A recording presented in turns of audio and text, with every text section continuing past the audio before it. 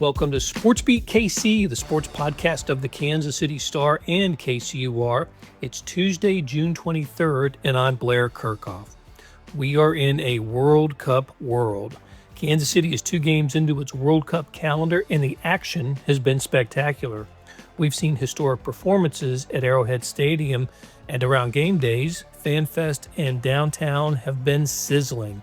On today's show, Star columnist Vahe Gregorian and staff writer Pete Grathoff share their thoughts about what they've experienced in the first week of competition. We also talk about what hasn't gone well with the World Cup in KC and what to look forward to over the next few weeks. Afterwards, I'll share what's on my radar in Kansas City sports. Hello, Vahe. Hi, Blair. Hello, Pete. Hey, Blair. How about Vahe and Pete, just like last week, only a different Pete? This is Pete Grathoff. Great to have you on, Pete. And we're talking World Cup soccer. It's in Kansas City. We're at a time where I think we can catch our breath after the beginning of the action. 2 games down, 4 to go. I thought we would talk about the good and the some of the positive things that we've seen from the World Cup here, and then we'll spend a little time and talk about some of the areas where we think they could pick it up with a few games left to go. But the games themselves have just been spectacular. How lucky is Kansas City to have gotten the 2 games that it has gotten, with Argentina's win over Algeria, or should I say Messi's win over Algeria, 3-0, with Messi getting the hat trick, and then, of course, the Curacao tie with Ecuador the other night, in which Curacao got its first World Cup point. So, Pete, let's start with you. Great games. I don't know if Kansas City could have done much better. I don't think so either. They've been very entertaining, and the average fan might think that a scoreless draw is, well, boring, but to see the reaction from Curacao and their fans, the smallest country there in the World Cup ever, and to get a point, it just shows what a big deal it was, and that energy could be felt throughout the stadium. You felt it. I did feel it. And, it's an interesting thing, and maybe our audience does or does not know this, but when we're covering a game at Kansas City Stadium. Oh, we're done with Kansas City Stadium, by the way. Oh, we're just out? Absolutely done. All right. We're overriding the FIFA veto. Yes. All right. It's Arrowhead, baby. Might even be GEHA Field at Arrowhead. Or GEHA, as Chris Jones likes to say. or GH Field. Andy Reid. Yeah, anyway, the point is that it's an insulated press box, and that's good for the elements, but it's not good for feeling the crowd. But I tell you what, this is one of those events where it sort of permeated that, and you understood the energy too. All 3 of us got out and around before the match, and you could feel that vibe. But there was, Pete, you made this point, but it does bear mention. I think it's 0-0, and you think it's about nothing, but really that game was kind of about everything, and that was what was really cool. And Blair, just back to your original point, this is true, right? You get the defending World Cup champion, one of the handful, if not one of the 2 or 3 most followed countries in soccer in the world, where it's a religion basically, as your first game, and against a team that's been endeared itself to our community, Algeria, by being in Lawrence and the way Lawrence has responded to it. That's pretty great. And what a ridiculous act to follow. And then Ecuador and Curacao more or less did. I mean, not the same star power, but a transcendent performance by the goalkeeper, and the improbable basically happening. So very fortunate. Probably couldn't have drawn it up that way, especially when the first bids were going out and Kansas City was just hoping to get a game or 2 and maybe a base camp. I didn't know the goalkeeper's name for Curacao before the game. I imagine after his first performance in the World Cup, he didn't want anybody knowing his name. They lost 7-1 to Germany, but Eloy, I think it's Eloy or Eloy, Room is his name, and he's playing for Miami. And you think, well, that's Messi's team, right? No, not that Miami. It's the USL Miami team, a level below that. 37 years old, and turns in a performance for the ages against a pretty good Ecuador team. Um, I I saw somewhere on social media that someone rated the two best games of the first games of pool play, individual performances, and one was by Messi, his hat trick, and the other one was Room's, 15 saves, which I still don't understand where it falls in the record book. There was a lot of discussion about that, but an amazing performance by him as well. So, if we're to believe this particular social media account, the two best individual performances in the first round happened in Kansas City. So, Pete, should we expect more of this? Why not? We are on riding a lucky streak, maybe. Lucky for soccer fans.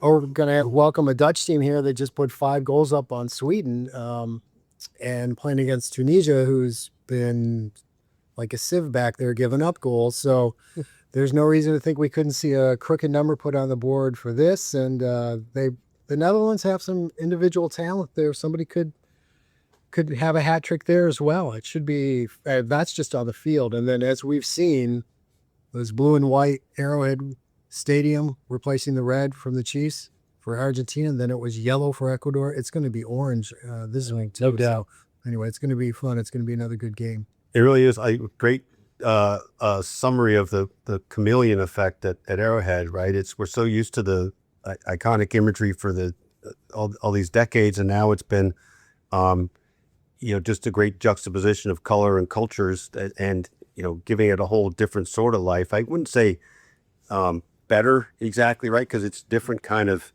thing altogether, but I would say lively in its own way and pretty amazing. Blair, just to go back to the specifics of what you referred to earlier, friend of the Star, Kurt Austin of Sporting KC, posted this. Only 2 players have earned a perfect 10 match rating on SofaScore. Both happened in Kansas City with history-making performances. Lionel Messi and Eloy Room. There you go. There it is. Thank you, Kurt. Yeah, Kurt. Coming through for us. Okay, we're here talking World Cup soccer with Star columnist Vahe Gregorian and sports writer Pete Grathoff. I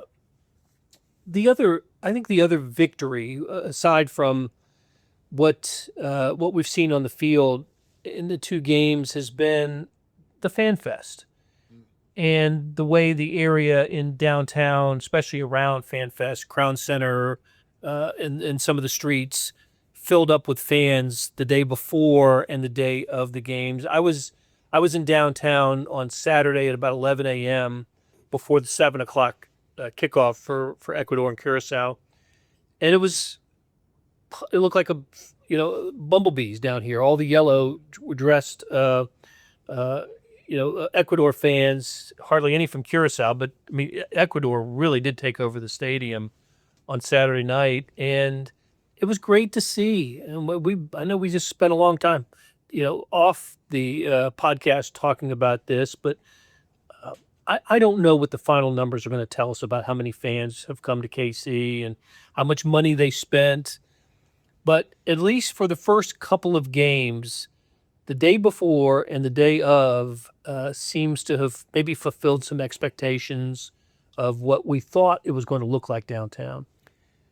So just thinking of some of these numbers, and some of these overlap, some don't, right? But I think we surmise that all these games are going to be relatively, if not completely, sold out. So that means 420,000 people at Arrowhead if you account for soccer capacity. Our information from KC 2026 is that at least 400,000 people were registered for FanFest over the whole of the 18-day period. Some of those people are multiple appearances. Some are, not coming, probably, right? All these things factor that into it.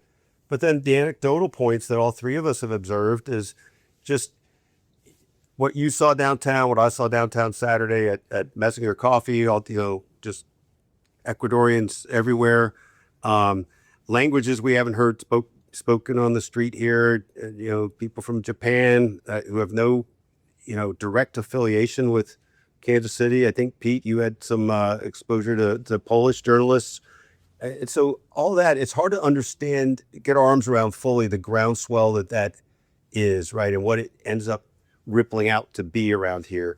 What the final numbers themselves will be, the economy, I think we know this already. Maybe not quite as much as had been projected, probably still quite a lot. Disappointing some people, thrilling others. I think it'll be hard to do a final audit on what it all really means that way, other than seems like we've sent out some good stuff into the universe here. Yeah, I don't need to see the numbers for the hotel rooms, the amount of money that they say were spent. Like you guys have said, just go down. Union Station is buzzing. They've got TVs up there. People are watching the games. They got a nice little soccer exhibit there. I've waited to take the streetcar, and it's been jam-packed. One day it was Mexican fans. The next time I was there was United States fans going to the game. And then the other day was the Ecuadorian fans, like you said. We're going to see the Dutch fans come in large numbers in the coming days. How is that not an impact on our city right there, regardless of the financial numbers? Maybe we're not going to hit 650,000 visitors, as they said. It's already been exciting you can feel the energy. You can feel the energy downtown, and it's been fun. I do think there's overall a good general sense of things, right? There's a good positive vibe in Kansas City. How could there not be? You're one of 11 U.S. cities hosting a worldwide sporting event, and the television numbers have been terrific for Team USA games. I don't think we've seen it for the tournament at large.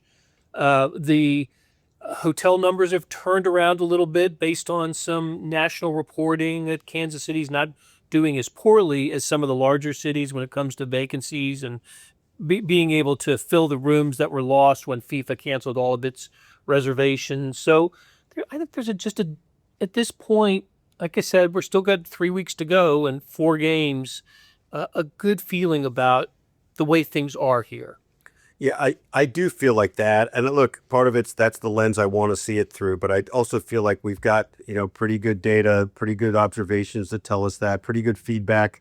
The interesting point about what you're saying, Blair, about it being early on in this is that means there's a chance for, to collect momentum and for it to get better. It also means there's a chance for things to go off the skids a little, just whether it's a logistical matter or I'm always worried about security, all these things. So, so far so good. I feel like almost anybody would have to say about this, except for, the glitches with traffic the first day we're going to get to that. Game. We're going to take a break in a moment, and we're going to get to the traffic, because then we'll transition into the not so great things that we've experienced. I just want to make sure that I allowed for that possibility in my Pollyanna outlook. Okay, well then let's, as they say, put a pin in that, and let's go to break. And don't you want to hear from Captain Blueface as we go to break? Yes. All right, so let's hear from Captain Blueface.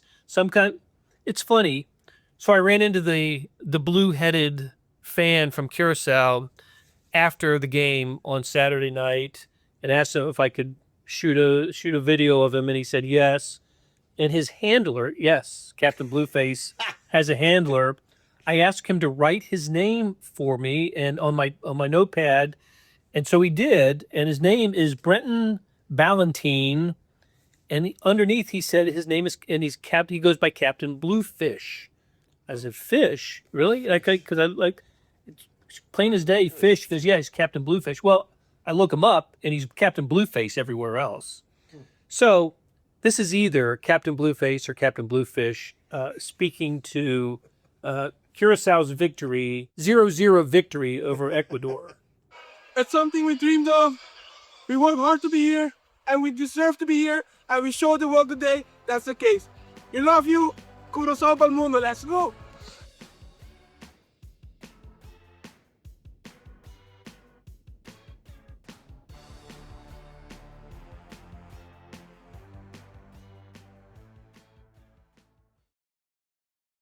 We're back on SportsBeat KC, the sports podcast of the Kansas City Star and KCUR, with sportswriter Pete Grathoff and columnist Vahe Gregorian. And Pete, you kindly reminded me of an glaring omission from the positive news of the first couple of games of the World Cup in Kansas City. What did I miss?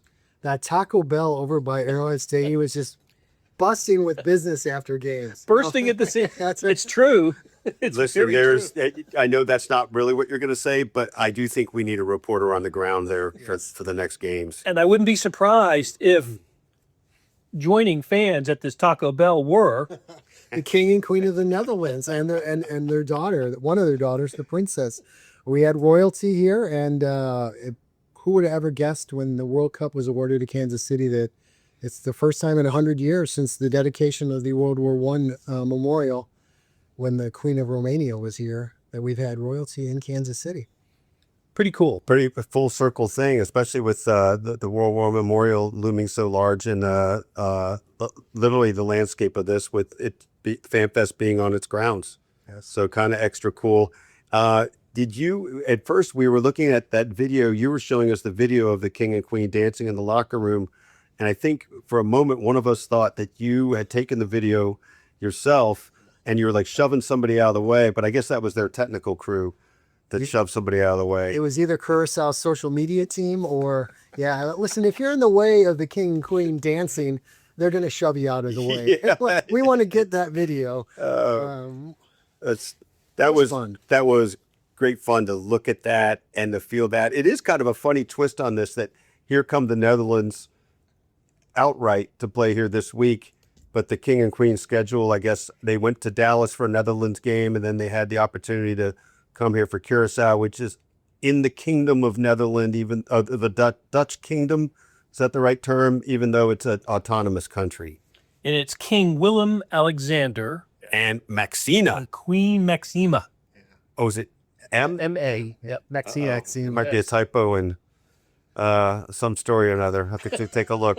I don't know whose story it was, but for some reason I'm sensitive to it. Not too late to go in and fix it, though. That's the beauty. It is the online era. The online era. Yep. By the way, one last thing about redfish, bluefish, blueface, redface. Initially, when I saw him, I remember thinking he looked a little bit like former Chief and Mizzou star Mitch Morse. And I brought that up. And then didn't you say you thought you might have seen Mitch Morse also? I saw his doppelganger. Doppelganger. That's easy for me to say. Dang it. Right. In the Chiefs Hall of Fame. And I figured, well, where else would I see a former Chief player? But you know what actually shaped like him, face, hair, everything was like him. He was wearing shorts, and he had kind of pasty legs. And I thought, if you're an NFL guy, former NFL guy, you probably got some tone down there. Yes. Yeah, or some, yeah. Maybe. So, but I should text Mitch and say, your pasty legs? well, now Asking for a friend. I absolutely hope it wasn't Mitch Morse.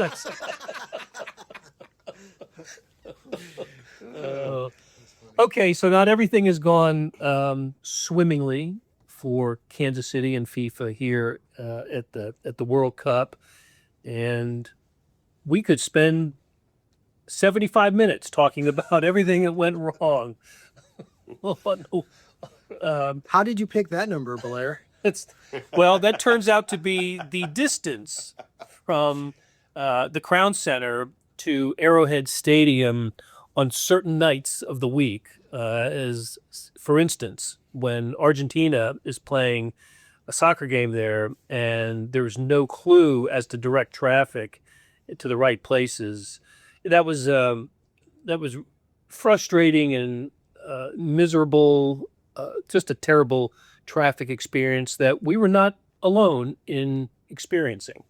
As it happens, I think we ended up being fortunate. Yes, Because we were on the good side of we timing. did. We heard far worse tales than ours, and including ones that it compel people to get out of their vehicle of choice and either leave it on the highway, or I guess more likely getting out of ride shares and buses and just walking.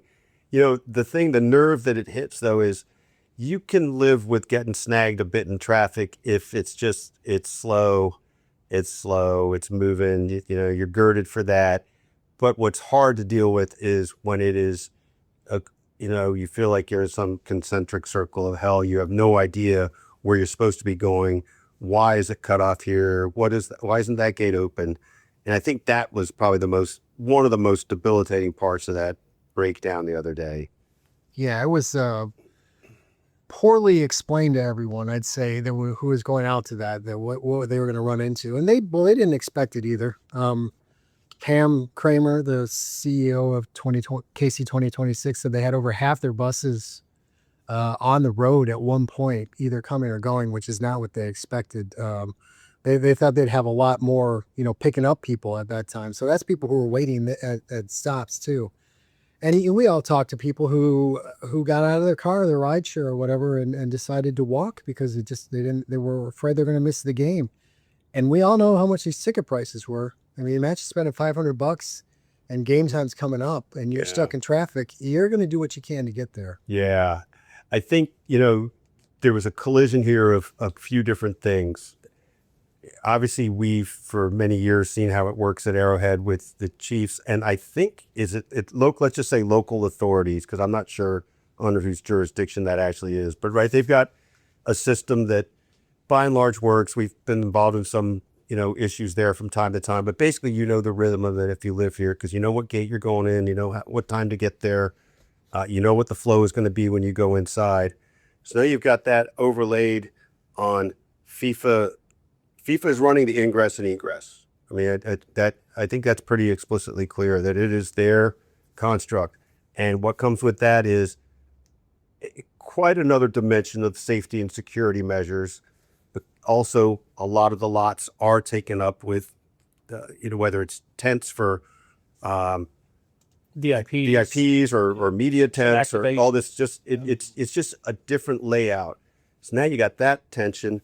You've also got KC 2026 with its own transportation plan, which in theory is just its own thing coming in there. They don't really have say on how stadium logistics work, but then you get in this strange sort of intersection of places where who's responsible for what and how does this work.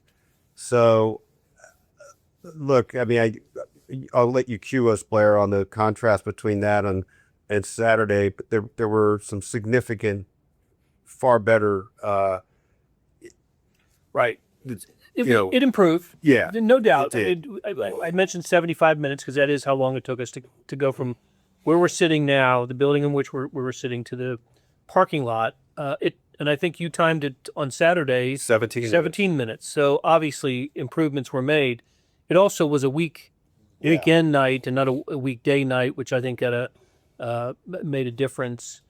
And also just being the second time, no matter what. Yeah, right? yeah. And improvements were made. Yeah. I still don't understand why. I don't think any more gates were open. It seems to me that only the one gate on the east side and the one gate on the west side were the ones in operation. I don't know that for a fact, but that's what it seemed to me. Here's at least three things that seem different to me.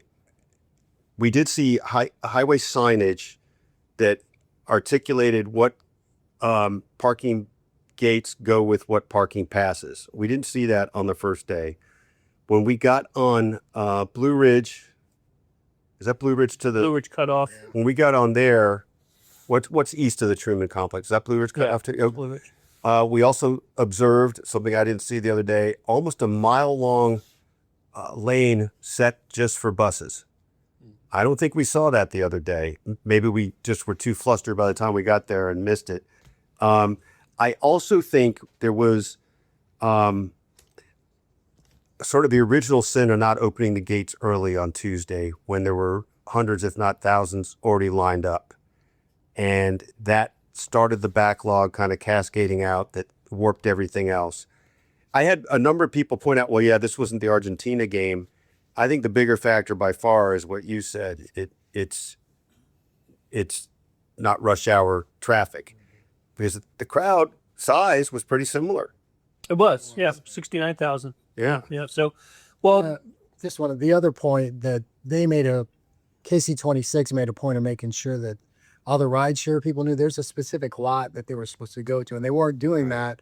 So if you normally just got the drop-off points that the rideshare drivers were expecting for a Chiefs or Royals game wasn't it, and you think you're going to go in that gate and they're telling you can't come in. Yeah. That is just a bottleneck, because the numbers we're seeing are like roughly 20,000 people taking the buses. Yeah. A lot of people are taking rideshare there, and that's just going to bottleneck both entrances and traffic trying to get back to where they need to be. So That's a good point. Yeah, all that. hopefully that word got out to the companies that own Lyft and Uber and any of the others that they know where to go now. One thing you're reminding me of that we haven't fully explored, but our friend Eli Hoff from the St. Louis Post-Dispatch came as a fan, and I actually think Eli wrote about it, but he texted us before the match and said that they got in fast to the gates, but it was more than an hour to get scanned in. Yeah. And don't Yeah. really know what happened there. But Blair, if you'll recall, was when I think this was the part north of the stadium where you were looking out with your binoculars that we were wondering why it looked backed up out there after they would have come through security. So something for us to kind of check out a little more.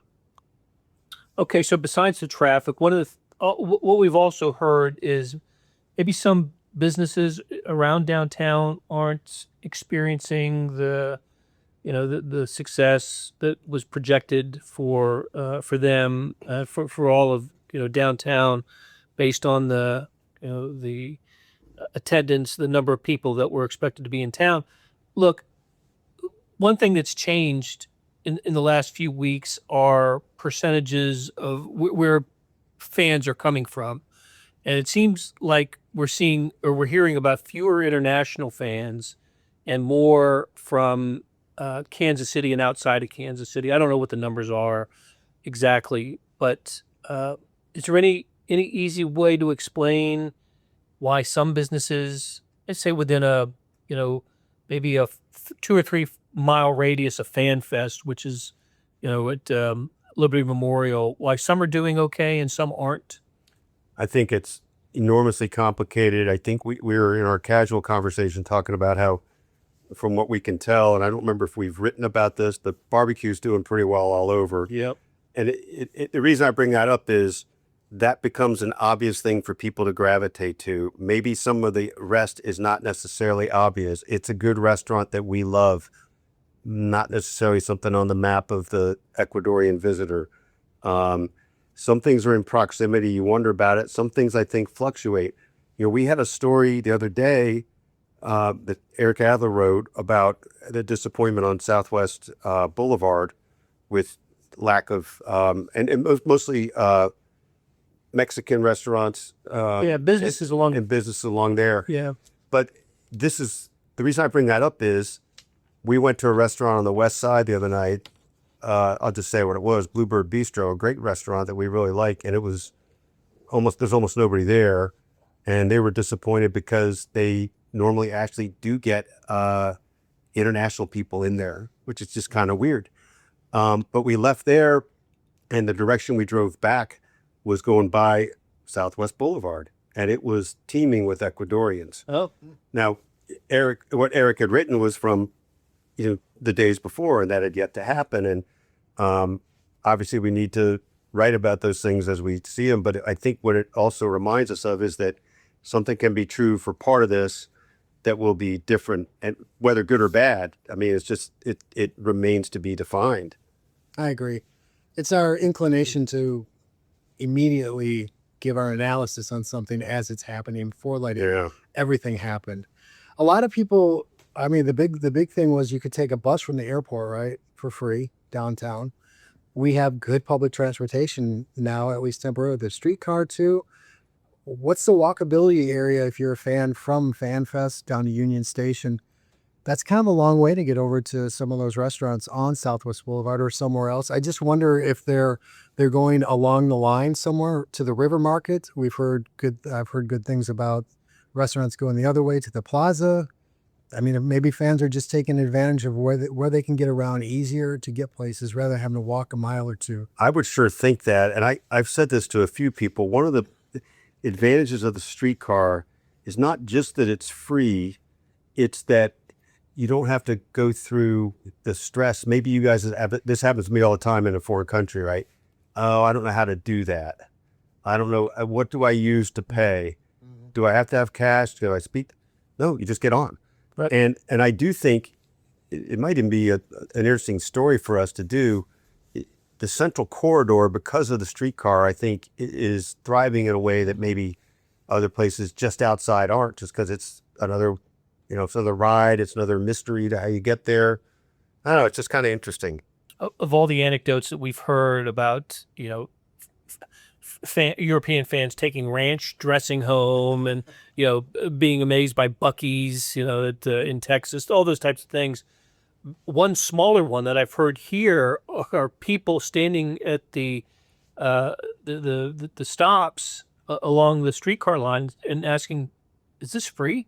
Mm-hmm. Absolutely, it's free. We've never charged for that. And I'm on Friday when I was downtown. Buses it must have been so crowded on the streetcars that buses were stopping at the streetcar lines to pick up passengers and drop them off. And did I remember when you said this the other day that were the buses sort of dressed up the streetcars? I think that's really interesting, and I think certainly shows something nimble about what they're trying to do. Yep. So, okay, guys, Pete, we touched on it a little while ago. What's left? Let's just take the immediate future for Kansas City. Games on Thursday, and then a really quick turnaround for a game on Saturday. Who's left? Thursday's game will be the Netherlands against Tunisia, and then Saturday will be Austria against Algeria, who will be the only team in group stage to play 2 games at Arrowhead Stadium. So that game could be really big just in terms of soccer if we're moving on to the knockout stages. And as of today, we're recording this on Monday, as we usually do. Of those 4 teams, Tunisia is the only one that can't advance. That's correct. So I would also suggest that if you're listening to this and you're curious about going to a World Cup game, these next 2, you'll have a better chance of getting a reason. I'm not going to define reasonably priced ticket, but maybe less than $1,000 ticket for these last 2 group stage games than the 2 knockout games that are going to follow this. Oh, absolutely. Now, you would think so. We don't know who's going to be here knockout stage-wise for the round of 32, but for sure the quarterfinal is going to be probably at least 1 big heavyweight, maybe 2 in soccer history. And, oh boy, those tickets will be expensive, especially if it's that game everyone's hoping, Portugal against Argentina, Messi against Ronaldo. It is interesting you made that price distinction, Blair, on a game that might be, I'm doing air quotes, but more affordable.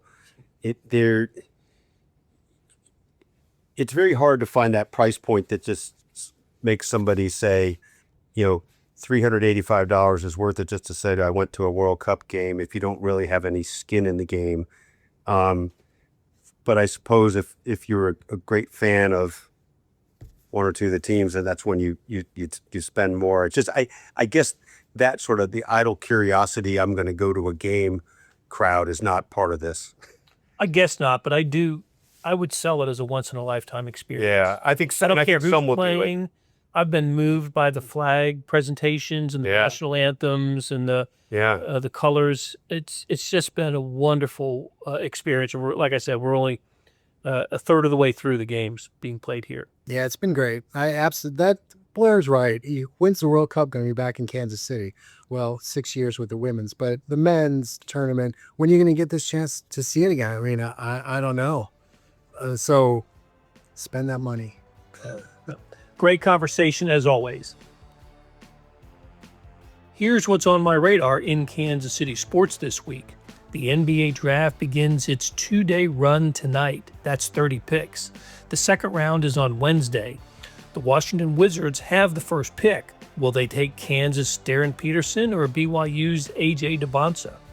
The mock drafts have it coming down to those 2 players, and I think if Peterson had been healthy enough most of the season, he'd be the top choice. As it is, don't be surprised to see him selected second by the Utah Jazz. Also, look for a pair of former Kansas City high school players to be taken in the first round. Keaton Wagler of Illinois, who played at Shawnee Mission Northwest, and Bennett Sturts, who starred at Northwest Missouri, Drake, and Iowa after playing at Liberty High, should hear their names called tonight. I don't think we've had 2 KC kids taken in the first round before. Congrats to Temwa Shawinga. The Kansas City Current scoring force signed a contract through the 2029 season as the team took advantage of a rule that allows it to pay an exceptional player above the salary cap. And Shawinga is exceptional, a 2-time MVP and 2-time Golden Boot Award winner as the league's top scorer. It's nice to know she'll be around for a few years. Well, that'll do it for this week. Thanks for listening. And big thanks to our SportsBeat KC staff, producers Gabriella Lacey and Suzanne Hogan, and our editors Hannah Wise, Jeff Rosen, and Scott Chasen. Let us know what you thought about the program by leaving a rating and review, and we'll be back soon with another SportsBeat KC, where we talk sports in Kansas City.